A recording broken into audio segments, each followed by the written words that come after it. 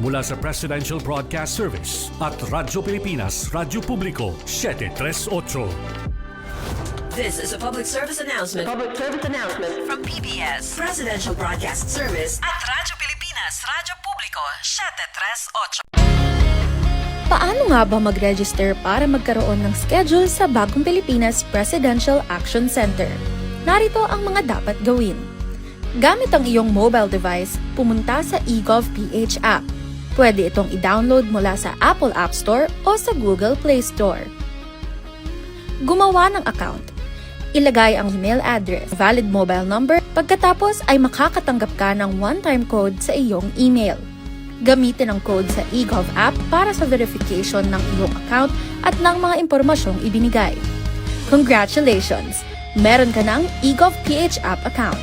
Pwede mo na ma-access ang iba't ibang serbisyo ng gobyerno kabilang ang mga serbisyo sa Bagong Pilipinas Presidential Action Center. Noong Setyembre 2025, dumaan ang bagyong Opong sa Masbate. Giba ang mga silid-aralan. May mga batang handa nang pumasok, pero wala nang babalikan. Kapag nasira ang paaralan, hindi lang gusali ang nawawala, pangarap ang naaantala. Agad nag-utos si Pangulong Marcos sa DepEd, rebuild as soon as possible. Last week, bumalik ang Pangulo sa Masbate upang personal na tiyakin na ang ipinag-utos ay maayos na naipatupad. Ininspeksyon niya ang mga bagong classroom.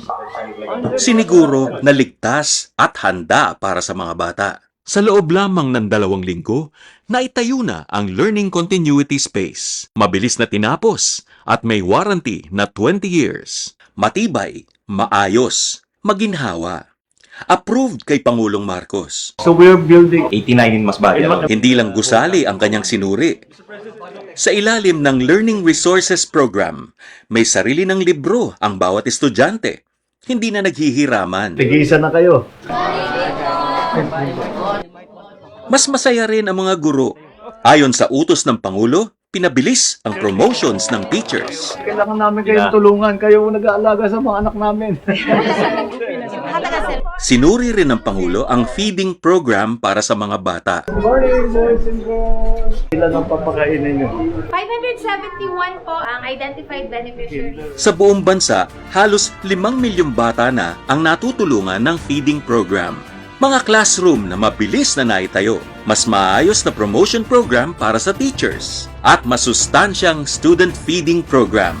Sa buong bansa, tuloy-tuloy ang trabaho. Isa-isang inaayos ang mga bagay na nagpapagaan ng buhay ng mga Pilipino. Ang edukasyon, isa lamang sa mga yun.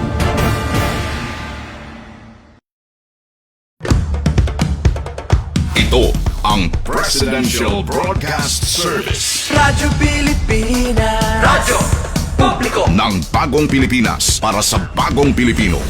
Naghahatid ng mahahalagang balita at impormasyon na guugnay ng pamahalaan sa sambayanan. Tulay sa himpapawid ng serbisyo publiko. Radyo Pilipinas, Radyo Publiko, ang boses ng Pangulo. Sa Mega Manila, 738. Radyo Pilipinas, Radyo Publiko. Tahanan ng OFW. Handog ng Department of Migrant Workers at Radyo Pilipinas, Radyo Publiko. Programang maghatid ng impormasyon sa mga polisiya, programa at mga hakbang ng DMW para sa kapakanan ng ating mga OFWs at kanilang pamilya. Tahanan ng OFW. Programang hatid ay agarang serbisyo publiko para sa bagong bayani ng bayan, para sa bagong Pilipinas. Tahanan ng OFW ng Department of Migrant Workers. Dito sa Radyo Pilipinas, Radyo Publiko. Magandang araw po sa inyong lahat, lalo na po sa ating mga minamahal na OFWs at sa inyo pong mga pamilya.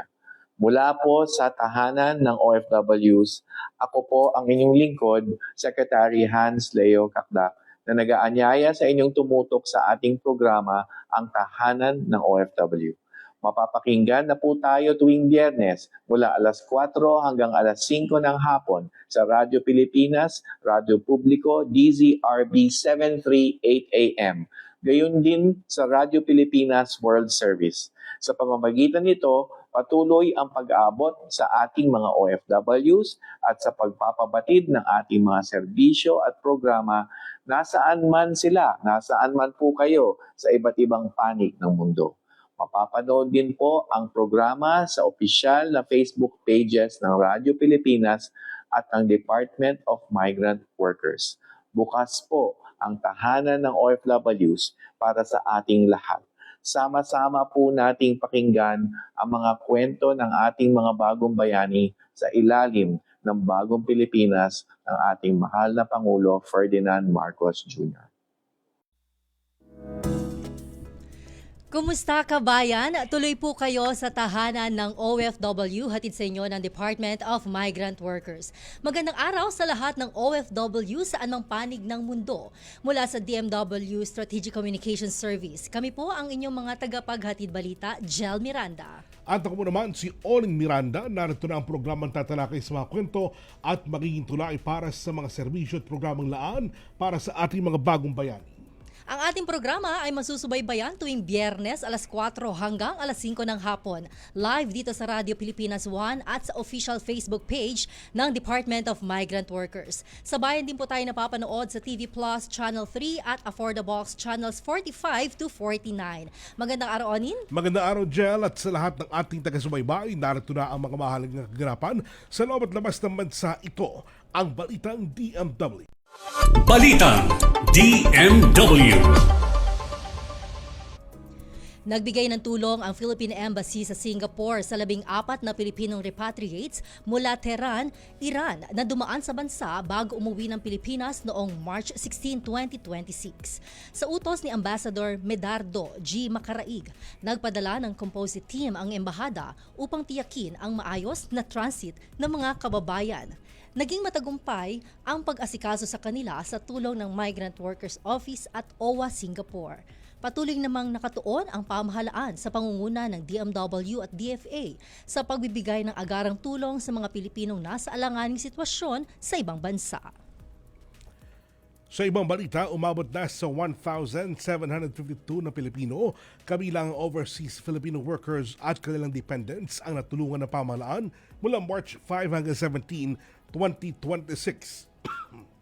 Kabilang dito ang mga na-stranded at mga nailikas mula sa mga apektadong lugar sa Middle East. Sa direktiba ni Pangulong Ferdinand Marcos Jr., pinaigting ang pagtulong sa mga OFW na nasa high-risk areas at may agarang pangangailangan. Ayon sa DMW, patuloy ang pagbibigay ng tulong tulad ng transportation, financial assistance at reintegration services sa mga nakauwi na. Samantala, nagpaalala ang Department of Migrant Workers sa mga OFWs na iwasan ang pagpo-post ng mga video at larawan ng pag-atake sa Middle East. Ito'y kasunod ng pagkakaaresto sa ilang Pilipino sa United Arab Emirates dahil sa pag-upload ng ganitong content sa social media. Ayon kay DMW Secretary Hans Leo J. Kakdak, mahalagang sumunod ang mga OFW sa batas at security protocols ng kanilang host country. Nauna na ring may OFW sa Saudi Arabia na dinakip dahil sa kaparehong issue. Nagsagawa ng closure operation ang Department of Migrant Workers laban sa HR International Incorporated sa Intramuros, Manila dahil sa umano'y illegal recruitment.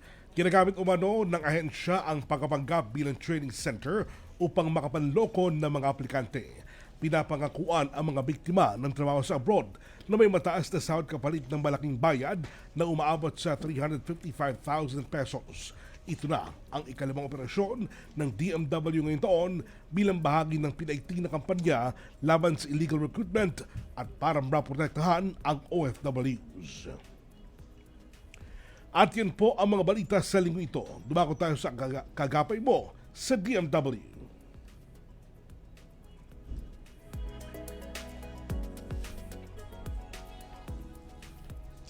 Sa gitna ng krisis sa Middle East, patuloy namang nakatutok ang pamahalaan sa kaligtasan at kapakanan ng mga Pilipinong nagtatrabaho roon. Kabilang sa mga ahensyang nangunguna sa pagbibigay proteksyon at tulong sa mga overseas Filipino workers ay ang Migrant Workers Office Dubai. Upang talakayin ang mga hakbang na ginawa ng MWO Dubai para sa repatriation at response at iba pang serbisyo Para sa mga OFW, makakasama natin ngayon via Zoom si Attorney John Bautista, Labor Attaché ng MWO Dubai. At Antabayan wala pa na natin. sa ating linya si Attorney John. Oo. At syempre, yung mga kababayan, ngayong araw pag-uusapan natin dahil isa ang MWO Dubai sa agarang umaksyon para doon sa ating mga kababayang OFW na naipit nga sa krisis dyan sa Middle East. At kakamustahin din natin mamaya si Labat dyan dahil last week or I think this week yata yun na binigyan din sila ng pagkilala mismo ng DMW dahil nga doon sa kanilang agarang aksyon. Ayan. At siguro mabati na rin natin ang lahat po ng mga Migrant Workers Office or MWO sa iba't ibang bahagi ng daigdig. Dahil alam natin na marami silang ginagawa ngayong araw na ito at sa mga nagdaang mga araw at patuloy po sa pagserbisyo ang mga yan dahil po sa kailangan natin, lalo-lalo na ng mga overseas Filipino workers ang kanilang tulong at andyan naman sila lagi para tayo tulungan at gabayan sa ating mga ginagawa at araw-araw. tuloy-tuloy. At actually, talagang tuloy-tuloy rin ang ating pamahalaan. Hindi lang DMW at iba't ibang mga pamahalaan ang katuwang para talagang, yung iba kasi nagre-request na talagang mapauwi dito sa Pilipinas. Diba? Sige, later on, makakapanayam natin si Labat dyan. Pero samantala, dumako muna tayo sa ating serbisyong DMW. Serbisyo DMW. Sa oras ng pangangailangan, mahalaga ang agarang tulong para sa ating mga kababayang OFW. Sa ilalim ng Action Fund program ng DMW, nagsisilbi itong mabilis at konkretong tugon para sa mga OFW at kanilang pamilya na dumaraan sa matinding pagsubok. At kasama natin ngayon si Jeneline Pedere Alviola, isang domestic worker mula Kuwait. At ngayong araw, ipagkakalob po natin sa kanya ang tulong mula sa Action Fund. Magandang araw, Jeneline. Magandang araw po sa Luzon, Visayas at Mindanao. Lalo na po sa inyo po dito sa DMW Ortigas at sa NCR. Sa mga opisinang Sa mga pinanggalingan mo, ma'am, ngayong araw na ito. Pinaghingian na po ng tulong na katulad ko na distress OFW. Yes. Oo. Pero ma'am, pwede mo ba ikwento sa amin yung naging buhay mo sa ibang bansa? Opo, ma'am. Unang-una po, na-deploy po ako noong April 2, 2025. Tapos, last year lang po yan. Last year lang po. Tapos pauwi po kami dito noong September 13. Ganun din po ang taon. Tapos kasi po sa kadahilanan po ng minamaltrato po ako, kami ng employer namin na hindi po kami pinapatulog ng magandang Paano hindi kayo pinapatulog? Kasi hindi minsan po 2 oras na lang po ang tulog namin, ganun po. Kasi ang dami po lalo na pag marami silang mga pinapagawa. Katulad ng marami silang mga bisita, ganun po. Wala kami talagang pahinga niyan. Tsaka wala ganong pagkain, hindi yan na mamigay ng mga pagkain. Kahit po na nagugutom ka na, bawal po kumain doon na hindi po matapos yung trabaho nyo. Kasi po gusto nila na sila po muna ang kakain bago kayo po kakain. Kaya nagtiis na lang po ako nung hinula pong kain, ganun po. Paano ma'am ang buhay nyo roon? Ibig sabihin ay hindi kayo pinapatulog, kulang kayo sa tulog. Yes, di ba? Wala kayong pagkain. Paano kayo nabubuhay doon? Minsan po, kami ng mga kumbaga kumukuha kami nagnakaw kami ng mga gatas ganun po para lang po makainom kami ng lalo pag umaga. So kahit madaling araw nagtatrabaho kayo? Minsan po yung pag marami silang bisita, umaabot ng ganung oras. Kasi hindi bawal sa amin nun yung katulad sa akin po, ako ang naghuhugas diyan, ako na-assign sa kusina. Bawal sa akin na matutulog na hindi talaga malinis yung yung kusina nila, ganun po yung sila kamalupit. Pero kinukulong po ba kayo? Hindi kayo nakakalabas? Nakulong po ako ng 5 araw po doon sa mismong bahay. Sa mismong bahay kasi ayaw niya akong gusto niya magtatrabaho ako, ayaw kong pong magtrabaho muna kasi po na mutok na yung dito ko sa mga kamay ko. Tapos gusto niya talaga, pipilitin niya talaga ako na magtrabaho. Doon po ako naghingi ng tulong doon sa agency na ayaw ko muna magtrabaho. Ayaw naman nila, gusto nila na magtatrabaho daw muna para makakain, ganun po. Pero may katulad na may communication Mayroon sa po agency. kasi hindi naman kinuha yung yung cellphone ko. Pati sa family mo nakakakontak ka po. pa rin. Kaya nga po yung ate ko doon naghingi ng tulong doon sa agency tapos sa UWA. Kaya napauwi po ako. Parang tinulungan ako doon sa embassy Kuwait. So mabilis lang po. Mabilis lang po kasi yung ate ko nagsumbong doon sa agency. Kasi kung ayaw yung pauwiin, magsumbong ako sa UWA ganun. Correct. Pero hindi lang ito yung first time mong mangibang bansa, tama hindi ba? Hindi po, galing po ako sa Hong Kong noon. Parang overage na, nagbakasakali pa ako mag-apply ng Kuwait. Nagka-employer naman, since nag-apply ako, mahigit 1 taon bago ako nagka-employer. Kaya, nag-go na lang po ako kasi sa kahirapan ngayon. Kaya gusto kong mag-abroad para ako sa mga anak ko. Family. Ano po yung turning point or kumbaga ano yung dahilan kung bakit kinagpasya na umuwi na ng Pilipinas?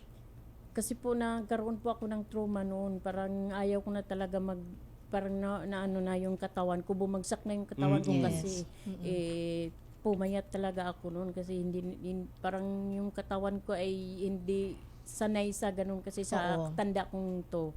50 na ako noon Nakaalis ka Pero pa. nag-apply ako noon 48.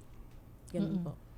So ilang taon na po kayo ngayon? 51 po. 51. Wala pa sa itsura niyo, ma'am. Ano na reaksyon ng iyong employer? Ayan. Wala, parang sasaktan nga niya ako kaya pumasok po ako. Bali kinulong niya ako sa ibang sa may guest room nila, ma'am. Tapos yung lahat ng mga gamit ko dinala doon sa kwarto na inanuhan nila sa akin. Tapos nung time na yun walang pagkain. Wala talaga, ma'am. Ay may kubos kasi yung isa kong kasama pinaalis niya. Kumbaga pinaalis niya muna. Tapos yung pagkain ng kasama ko, yun ang iniwan sa akin, yung kubos.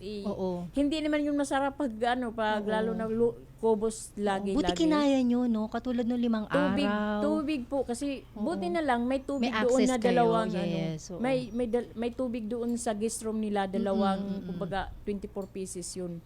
Yun ang supply ko sa para hindi ako hihina. Correct. Pero ngayon, Ma'am Jeneline, ikaw ay ligtas, nakauwi at dito ka na sa kapiling ng iyong family. At syempre, sa pagkakataong ito, Oni, na ipagkakaloob natin kay Ma'am Jeneline ang tulong mula po sa Action Fund program ng DMW. Ito po, Ma'am, tanggapin niyo po. Tanggapin niyo po ang tulong ng DMW. Salamat po. DMW Action Fund Assistance. Salamat po. Nagpapasalamat talaga po ako doon, unang-una po sa Panginoon. At saka sa mga sa government natin na nagbibigay sa amin ng tulong po na para ma-sustain sa pamilya namin. Kaya po ang ipapangako ko lang po sa pera na ito ay ilagay ko po sa mabuting katulad po mag-business Magne-negosyo ka po. Pero may nasa isip ka na ba kung anong negosyo? Mayroon po. Kasi may pispa na po ako dun sa amin eh. Okay. Doon po ipapatuloy ko po. Kasi sa laki ng tulong po na yan, doon ko po yan. Good luck po, Ma'am Jeneline. Maraming salamat, Ma'am Jeneline. So far, at this point in time, ano po ang mensahe mo sa mga kapwa OFW na maaaring dumaraan sa katulad mo ang sitwasyon? Sa mensahe ko po sa katulad sa akin ng mga OFW, lalo na sa mga naghihirap, hindi po talaga biro mag-abroad, pero kung talagang gusto niyong mag-abroad, magano na lang pray ni Lord na bigyan tayo ng magandang employer, tsaka pray lagi. Po. Ayun. So wala ka ng planong mga ibang bansa? Wala na po kasi sa edit okay ka na. ito, okay na po ako dito sa Pilipinas. Lalo na may tulong po ako sa galing ng Action Fund sa DMW po. Ayun, maraming salamat po ma'am. Nakasama po natin si Ma'am Jeneline, ang ating Action Fund beneficiary. At good luck din po sa inyong papasukin, actually pagpapatuloy na negosyo. Maraming salamat Thank po. you po sa inyo po. Ayun, at syempre ngayon po dumako na tayo sa ating kaagapay mo sa DMW. Kaagapay mo sa DMW. Upang talakayin po ang mga hakbang na ginawa ng MWO Dubai para sa repatriation at response at iba pang serbisyo para sa mga OFW, makasama natin ngayon via Zoom si Attorney John Bautista, Labor Attaché ng MWO Dubai. Magandang araw po, Labat. Magandang araw din sa inyo dyan, Jel and Oni, sa ating mga tagapakinig at tagapanood dyan sa Pilipinas at sa lahat ng panig ng mundo. Magandang araw po sa inyo. Alright, Labat John. Yes po. Labat, ilan na po ba ang mga kabuang bilang ng OFW na kasalukay nasa Dubai sa kabila po ng krisis? Ang amin pong population dito, Filipino population, sa buong UAE na po ang babanggitin, ay nasa halos 1 milyon na po ang mga Pilipino dito. Ang dami. Alright. Sir, sa kabila po ng ganyang bilang na napakarami po OFW, paano po ba sila nakikipag-ugnayan sa inyo? At nagpahayag na gusto na mag-repatriate? At ilan po ang na-repatriate na rin po as of the moment? Kami po, simula nung nangyari itong ganitong kaguluhan, sa pangunguna po ng Department of Migrant Workers. Ganun din po ang aming one country team approach kasama ng MWO sa aming Philippine Embassy at Philippine Consulate ay nagpalabas na po ng mga numero na kung saan hotlines po, email address, na kung saan pwede hong magparating ng tulong o request for assistance ang ating mga kababayan. At sa kasalukuyan po tayo sa MWO Dubai pa lang po ito ay meron ng 345 repatriated na Pilipinos. So ito po ay pinapalooban ng merong batch 1, ito dinaan natin po ito sa Oman. And then batch 2, meron po tayong chartered flight. This is the per chartered flight sa UAE. Meron po tayong 233 and then meron nung 83 nung batch 3. Sa kabuuan po, sa buong UAE, humigit kumulang 700 na po ang ating na-repatriate sa ating mga effort po ng MWOs dito sa UAE. Yes, and Labat, I'm sure marami po yung naghahayag pa na mga kababayan natin na gusto talagang umuwi na po ng Pilipinas. Ano po ba yung mga hakbang na dapat gawin para mas mapabilis po yung kanilang repatriation? Sa kasalukuyan po, meron po kami dito sa aming listahan na as of March 18 ay merong 295 na repatriating. Ibig sabihin po ito ay kumpleto ng mga dokumento, walang problema, walang travel ban. At ang hinihintay na lang po ay yung schedule ng kanilang paglipad. Ganun din po ay tuloy-tuloy ang ating pagtanggap dito sa MWO ng mga request for repatriation. Bukas pa rin po 24/7 ang ating mga hotlines. So sila po ay inaanyayahan na namin kung sino talaga ho yung may lehitimong pangangailangan for repatriation na magtungo po sa migrant workers offices sa Dubai at sa Abu Dhabi. Kung sila po ay OFW or dependents ng OFW. Para po makapag-submit ng mga dokumento at ma-evaluate po natin ang kanilang status kung wala pong problema. Kung sila naman po, yung mga nagre-request ng repatriation, ay lihitamong turista, ang ating pong Philippine Embassy at Philippine Consulate General ay tumatanggap din po ng request para po sa kanila. Alright, sir. At this point in time, sir, ano pong ginagawa ng MWO Dubai at ng inyong tanggapan para so far po matugunan yung pangangailangan ng mga OFW sa panahon po ng krisis na ito? Sa ating pong pagtala, meron na po tayong nabigyan ng 510 OFWs ng financial assistance under the Action Fund po. Meron po tayo mga 253 na kababayan. Ito kasama na dito yung mga na-stranded nung nag-umpisa itong kaguluhan. So from their hotels or in their hotels, tayo po ay nagpunta para mabigyan sila ng financial assistance.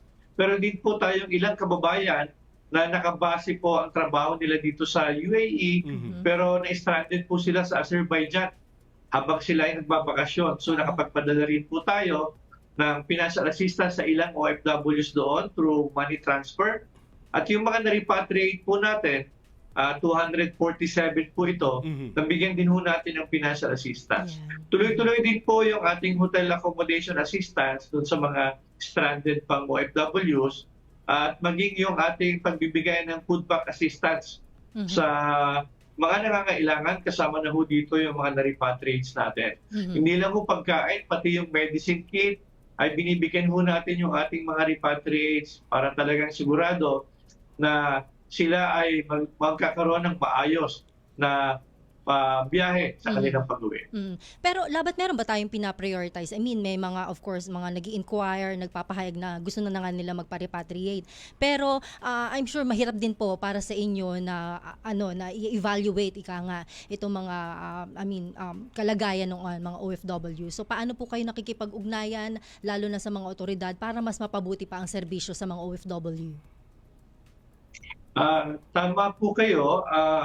Sa atin po, maaari lahat ng nagre-request ay ating ma-accommodate, pero nakadepende po ito, for example, dun sa number of seats available dun sa ating chartered flight. Kaya kung may limitadong seats, ang ginagawa po natin, mapapansin niyo doon sa mga nauna nating pagpapauwi. Pero tayong may medical case tayo, naka-stretcher case po siya, o yung iba naman ay buntis, senior citizens, may mga bata, at saka yun pong halos pa-expired na ang kanilang grace period para mag-legally stay dito. So baka sa halip na mag-overstay sila at magkaroon pa ng problem sa immigration. Sila po ang ating inuuna. Pero kung halimbawa naman po ay meron pa ang available seats doon sa iba pang mga category na nagre-request ng assistance, sila po ay isinasama din natin. Ilan po ba ang capacity ng ating chartered plane? Yun pong ating unang chartered flight dito, nagkaroon po tayo ng 480 seats. Ito po ay 747 na aeroplano. Dito pong Biyernes lang, Miyerkules lang. Nagkaroon naman po tayo ng chartered flight. Yung second po, 323 seats naman po ito. Alright, sir. At this point in time, meron pa pong hamon. Alam po namin na hinaharap po ang MW Dubai sa pagtugon po sa krisis. Ang maitatanong po namin siguro, sir, paano nyo ba ito nalalagpasan? At talagang nakakaraos po tayo sa bawat araw. Napakaganda naman po kasi ng sistema at pagtutulungan. Pero nung bayanihan tayo dito, lumilitaw ho talaga at nakikita natin yung bayanihan. Maging yung ating mga Filipino community groups po dito, ang mga leaders, sila po ay tumutulong. So maging sa kabila ng limitado ho ang ating numero dito sa MWO, sila po yung nagdaragdag sa kakulangan sa tao sapagkat maging doon sa pagpapaalam doon sa ating mga kababayan kung paano ang proseso, kung paano ang dapat ng mga tamang dokumento, sila po ang nagpapahatid ng impormasyon sa ating mga kababayan. Maging sa actual na pagre-repatriate natin, pag-aayos ng mga bagahe, pagtulong sa ating mga kababayan, ay ang ating Filipino community po ay aktibo nakasama po natin dito. At again, ang ating pong one country team approach sa pangunguna po ng aming Ambassador Bear at aming Philippine Consulate General Conjen Ambo. Siyempre sa pangunguna ni Secretary Hans Kakla ng DMW, maayos naman po natin na isasagawa ang ating mga tungkulin at pagbibigay ng tulong sa ating mga kababayan dito sa UAE. At dahil nga dyan, Labat John, nabigyan po kayo ng commendation mula sa DMW nitong nakaraang linggo lamang, tama po ba? Ano ba talaga yung ginawa ninyong agad-agad na aksyon para talaga tugunan yung pangangailangan ng ating mga kababayan dyan? Importante po na may sistema, importante po na may proseso, importante rin po na dedicated ang lahat ng ating mga kasama para isagawa ang pagtulong. So sa pamamagitan po nito, kung may sistema na, madali po namin na isasagawa sapagkat sa unang pagkakataon, maaaring hindi namin ito magawa ng perpekto, pero nakikita ho namin kung paano ba ang mga rooms for improvement. Opo. Kaya po, nagiging mas madali po ito sa mga susunod pa. Alright. Labat sir, kamustahin din lang namin yung nahuli nag-post ng video ng airstrike sa Dubai. Nasa na po sila ngayon? Alam po namin na talagang yung mga pagpo-post ng ganyan mga nangyayaring kaguluhan sa bahagi po ng Dubai, ibang bansa dyan sa gitnang silangan, ay mapanganib po. Tama po kayo. Muli po namin alalahanan ng ating mga kababayan na igalang po ang batas ng host country, lalong-lalo na ngayon sa mga nangyayari. So maaari po, wag kayong magpo-post sa any social media ng hindi karapat-dapat na content. Ang ating pong mga kababayan, may ilan na po tayo na aresto at kasalukuyan naman po silang tinutulungan ng ating Philippine Embassy Consulate at maging ng ating legal retainers sa Migrant Workers Office.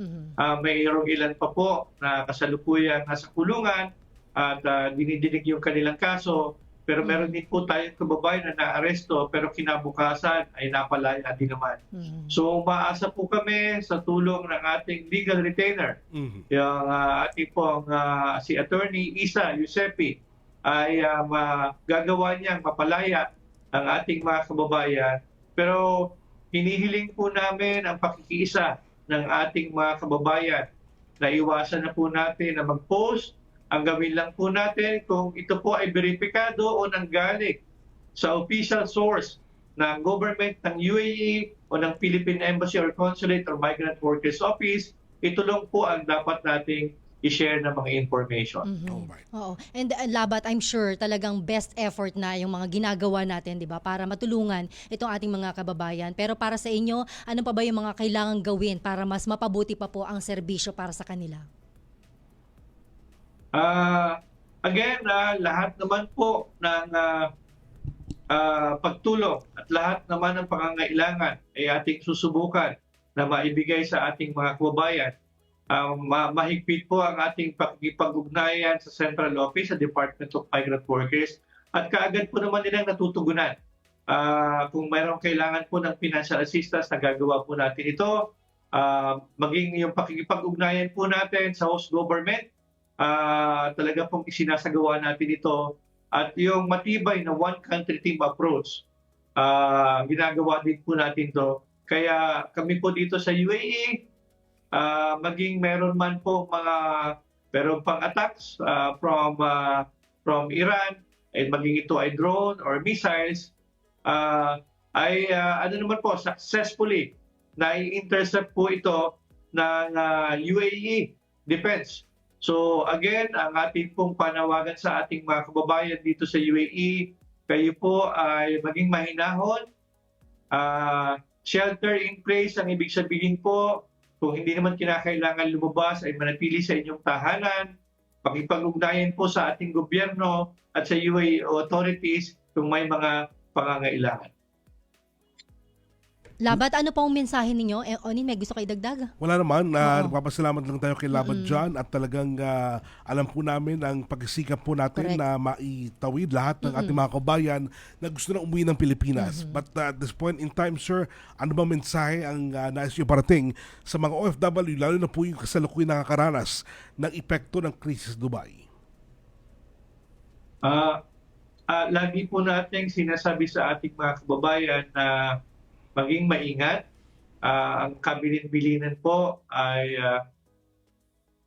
stay doon po sa inyong mga tinutuluyan sa ngayon sapagkat mas safe po kayo dyan. Pero kung halimbawa sa tingin ninyo ay apektado na yung inyong lugar, makipag-ugnayan po sa amin para matulungan po kayo for the relocation. At yung nangangailangan po ng repatriation, patuloy pong tumatanggap ang Migrant Workers Office. Kami po kahit holiday dito ay tumatanggap sa aming mga hotlines at kung may mga emergencies ay nandito din po ang ating mga kasamahan sa Migrant Workers Office. So again, maging maingat po tayo, sundin po natin ang panuntunan ng host government. Pakinggan po natin kung ano ang mga adviso ng ating Philippine Embassy, Philippine Consulate at Migrant Workers Office. Kung tayo po ay sama-sama, kung tayo po ay nagkakaisa, malalagpasan po natin ito lahat. Alright. Maraming salamat, Labat John. At mag-ingat din po kayo. Maraming salamat sa oras at pagkakataon na ibinahagi niyo po sa amin. And I'm sure baka kulang pa rin kayo sa tulog, di ba, Labat? Sobrang busy na ginagawa po ng DMW. Once again, maraming salamat po. Alright, nakasama po natin Labat John Bautista mula po sa MWO Dubai.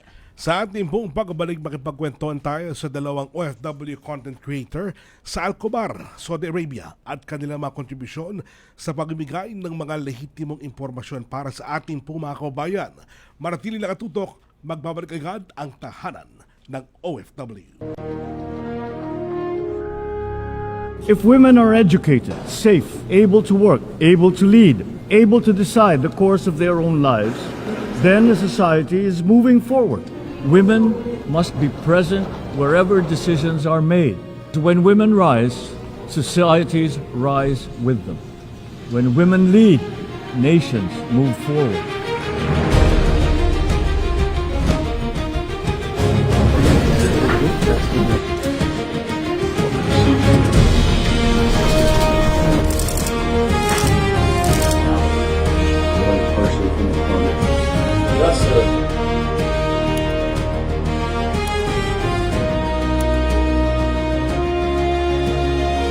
The Philippines is stepping forward with confidence, ready to shape global conversations and ready to seize opportunities that uplift our people. Know always that you have a partner in the Philippines and in Filipinos who are serious about making it happen. Make it happen in the Philippines. Our united nation needs steady, committed, experienced hands, and we humbly offer ours to serve in the UN Security Council for 2027 to 2028. The world will always be made better when it works as one. We are a bridge and consensus builder. We have proven time and again that the Philippines is committed not only to finding solutions, but to being part of that solution.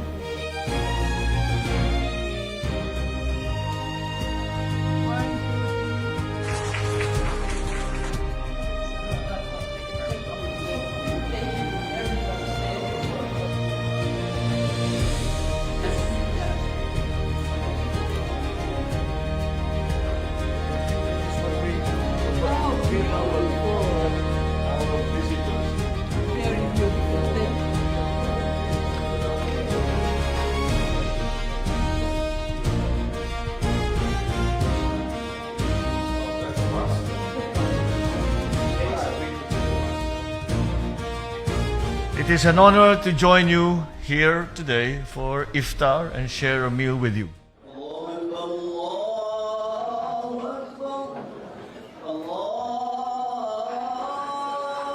Together, let us continue building a nation. And once again, Assalamu alaikum. Magandang araw, si Ding Dong Dantes po ito. Kapag may nag-aalburutong bulkan, meron akong reminder sa mga dapat nating gawin. Tandaan lang ang MMG. M. Makinig sa payo ng mga otoridad. Huwag na magpapaniwala sa sabi-sabi. Lalo na sa fake news. M. Mahinahon na lumikas. Bago umalis, isara muna natin ang mga pinto at bintana para hindi pasukin ng abo ang inyong bahay. G. Go bag. Make sure na may nakahandang emergency go bag na may lamang damit, gamot, pagkain, tubig, pera at face mask. Madali lang tandaan, hindi ba? Mag-MMG ka lang kapag may nagbabadyang pagputok ng bulkan. #panatag ang may alam.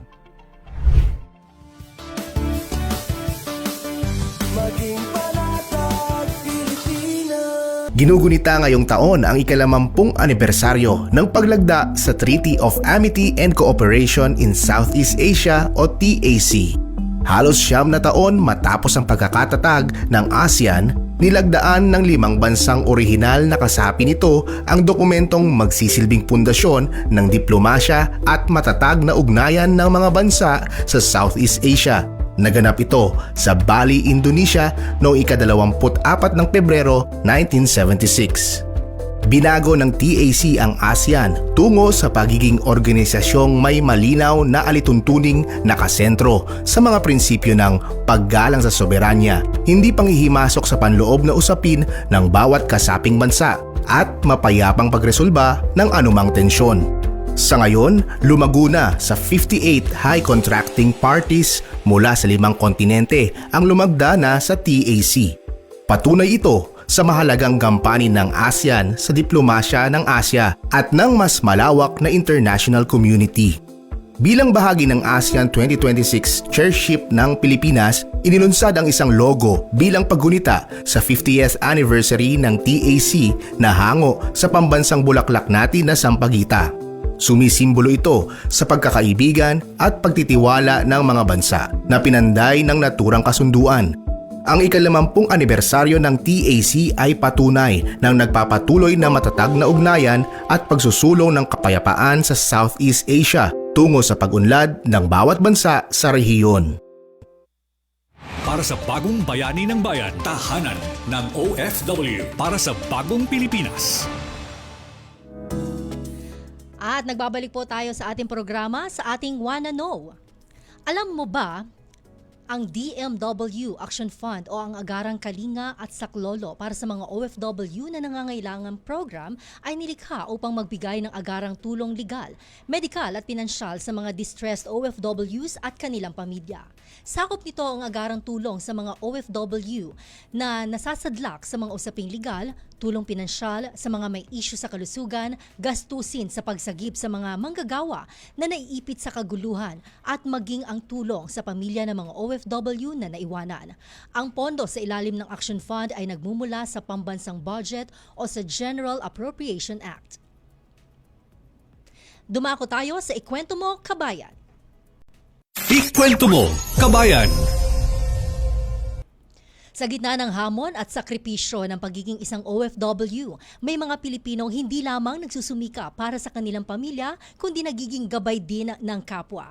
Ngayong araw, makikilala natin ang 2 OFW content creator mula sa Al-Khobar, Saudi Arabia na nagsisilbing boses ng katotohanan at maaasahang impormasyon para sa ating mga kababayan. Makipagkwentuhan tayo sa kanila, mga kaibigan, at alamin kung paano nila ginagamit ang kanilang platform para magatid ng lehitimong balita at makatulong sa komunidad ng mga Pilipino sa ibayong dagat. Kasama natin via Zoom sina Dave Anthony Navarro at Nicole Del Monte. Kamusta kabayan Dave at Nicole?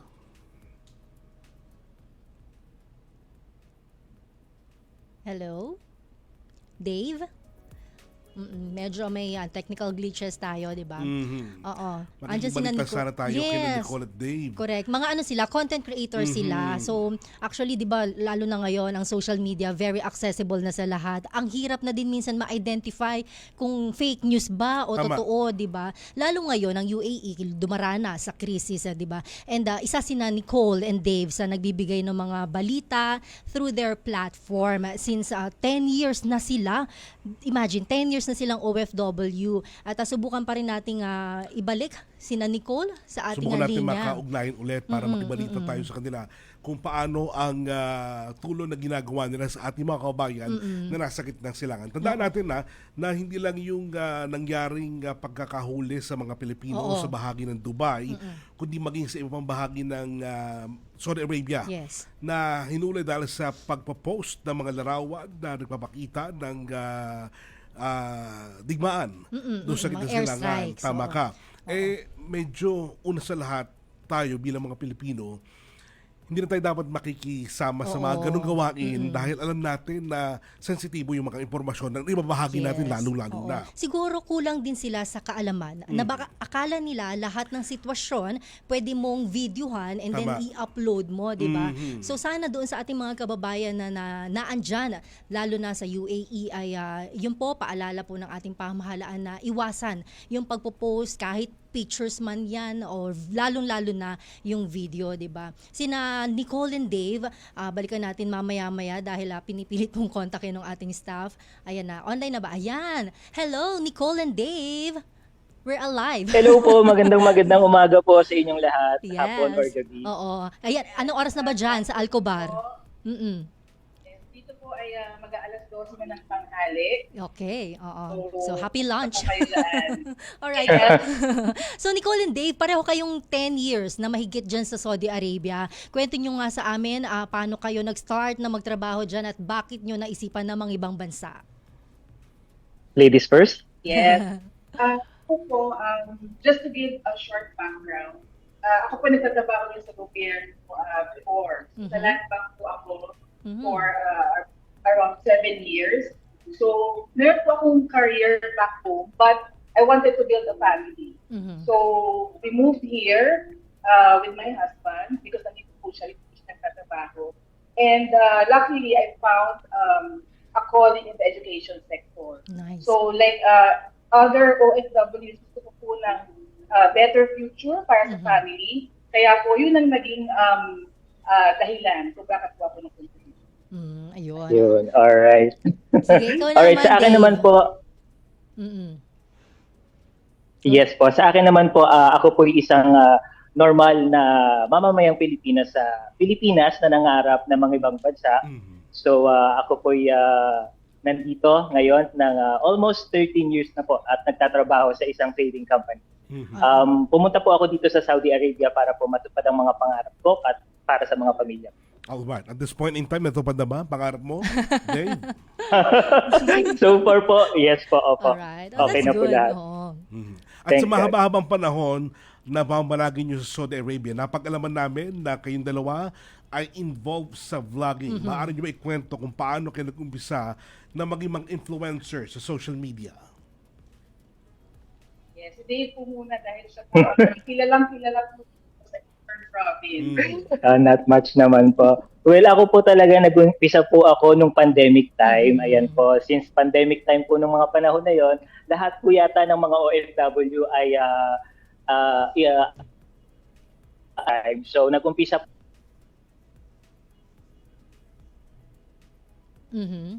pwede nilang gawin dito sa Saudi Arabia during that time po.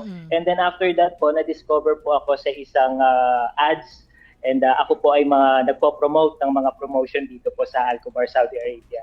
After that po, tuloy-tuloy na po ang blessings natin at nakilala na po tayo dito po sa Eastern Region. Ayun, sikat talaga yan si Dave. Diba? Kilala. Oo, pero ikaw naman, Miss Nicole. Yes, ako naman po, before pandemic, so 2019, ako po tsaka yung dalawa kong friends, si Lay at si Che.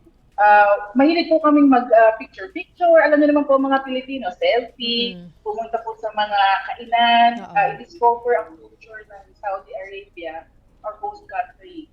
So naisipan po namin, bakit po hindi kami mag-create ng platform to spread positivity. So kami naman po, yung Happy Sandscape, hindi po siya news platform. Although, nag-share po kami ng mga legitimate information from the embassy or yung mga polo and other government agents, more of discovering Saudi culture through the lens of Filipino people living here in Saudi Arabia. Just to share na hindi na Ayun, medyo napuputol-putol yung line ni na David Nicole. Ayan, okay.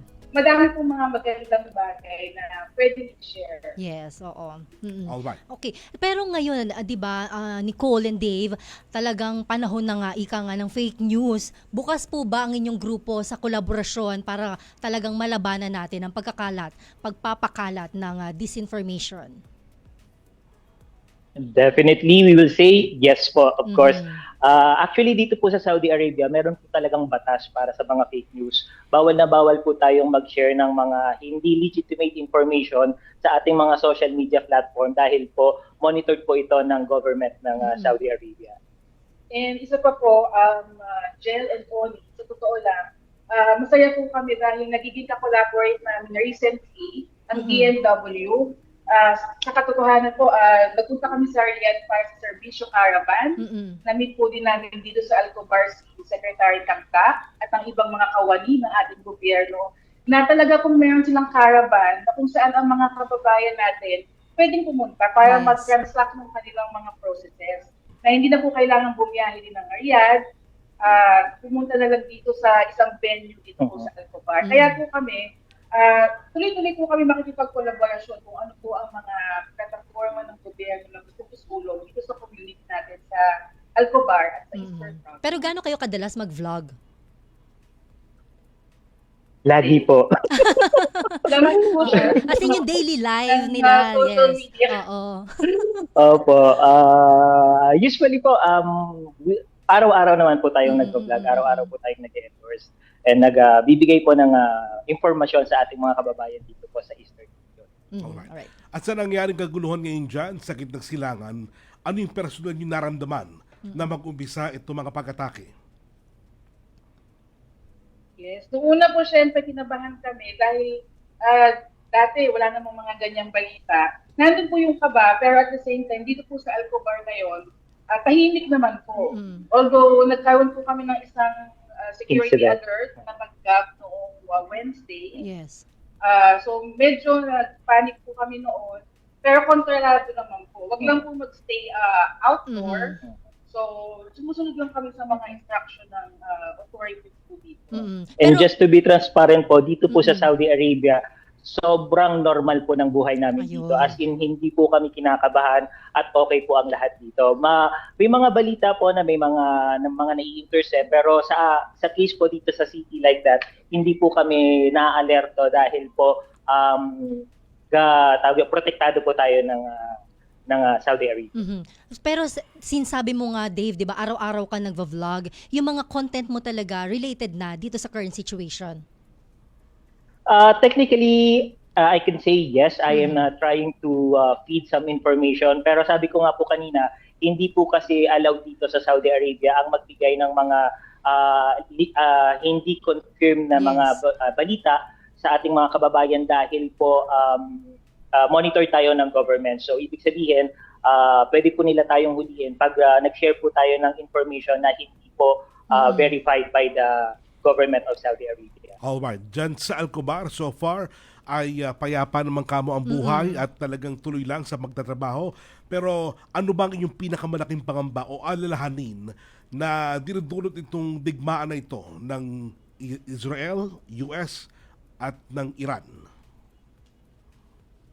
Yeah, siyempre po nandun yung aming pangamba na isang araw po ay lalaki itong gulo na to at madadamay din kami dito na hopefully naman po kasi. Siyempre po lahat po kami dito ay umaasa sa aming kabuhayan para sa aming mga pamilya. So nandun po siyempre yung takot na pagbubalik sa Pilipinas, paano na po yung aming livelihood.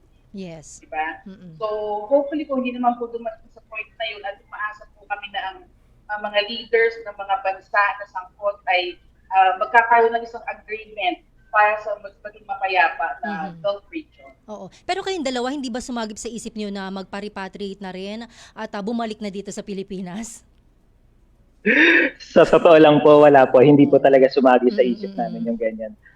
As I said earlier, okay na okay po kami dito. Wala po kaming problema. Okay. Pero gaya po ng nasabi nyo, ipinapanalangin na lang din po namin na sana po hindi po lumala ang sigalot ng mga brothers na country dito sa Middle East. Yes. At this point in time, anong mensahe nyo sa kanila, sa mga kabayan nating OFW, partikular dyan sa Saudi Arabia?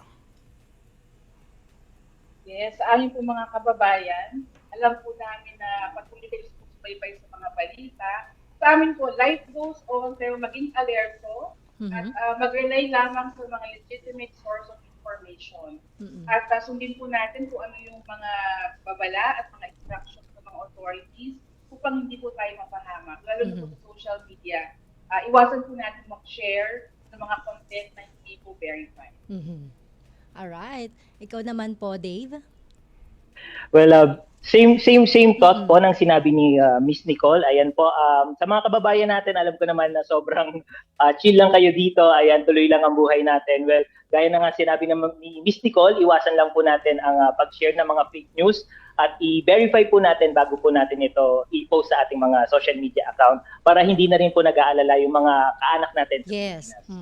Alright. Maraming salamat Dave and Nicole sa oras na ipinagkalob niyo sa amin at siguro sa mga susunod na pagkakataon ay makausap namin kayo at makibalita kami na makaganapan dyan sa bahagi ng Alcobar at sa iba pang bahagi ng Gitnang Silangan. So follow na lang natin sila sa kanilang mga social media accounts, di ba? Yes. Support natin sila sa kanilang pagiging content creator. Once again, maraming salamat Sir Dave and Nicole. Thank you at mag-ingat pa rin. Maraming salamat din po.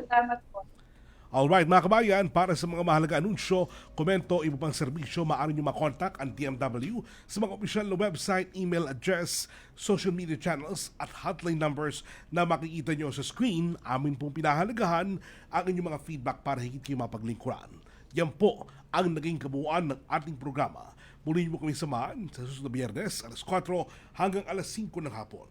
Mula sa DMW Strategic Communications Service, kami po ang inyong nakasama, Onin Miranda. At ako naman po si Jel Miranda. Patuloy na maghahatid ng makabuluhang talakayan para sa ating mga bagong bayaning OFWs. Ito ang tahanan ng OFW.